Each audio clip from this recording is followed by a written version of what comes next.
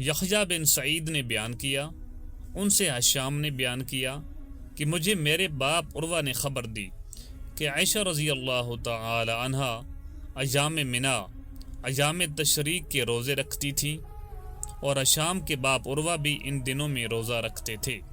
صحیح بخاری حدیث نمبر 1996۔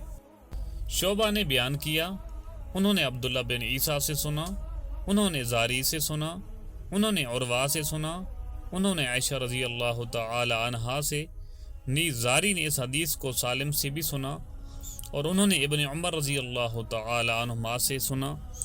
عائشہ اور ابن عمر رضی اللہ تعالی عنہما دونوں نے بیان کیا کہ کسی کو ایام تشریق میں روزہ رکھنے کی اجازت نہیں مگر اس کے لیے جسے قربانی کا مقدور نہ ہو۔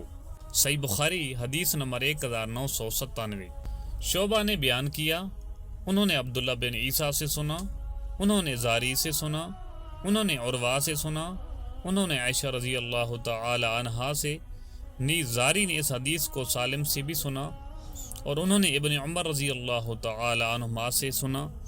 عائشہ اور ابن عمر رضی اللہ تعالی عنہما دونوں نے بیان کیا کہ کسی کو ایام تشریق میں روزہ رکھنے کی اجازت نہیں مگر اس کے لیے جسے قربانی کا مقدور نہ ہو۔ صحیح بخاری حدیث نمبر 1998۔ ابن عمر رضی اللہ تعالی عنہ نے بیان کیا، جو حاجی حج اور عمرہ کے درمیان تمتع کرے اسی کو یوم عرفہ تک روزہ رکھنے کی اجازت ہے، لیکن اگر قربانی کا مقدور نہ ہو اور نہ اس نے روزہ رکھا تو ایام منا، ایام تشریق میں بھی روزہ رکھے۔ اور ابن شہاب نے عروہ سے اور انہوں نے عائشہ رضی اللہ تعالی عنہا سے اسی طرح روایت کی ہے۔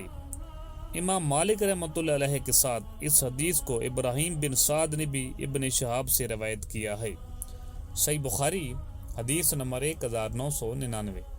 ابو عاصم نے بیان کیا، ان سے عمر بن محمد نے، ان سے سالم بن عبداللہ بن عمر رضی اللہ تعالی عنہ نے، اور ان سے ان کے والد نے بیان کیا کہ نبی کریم صلی اللہ علیہ وآلہ وسلم نے فرمایا، عاشورہ کے دن اگر کوئی چاہے تو روزہ رکھ لے۔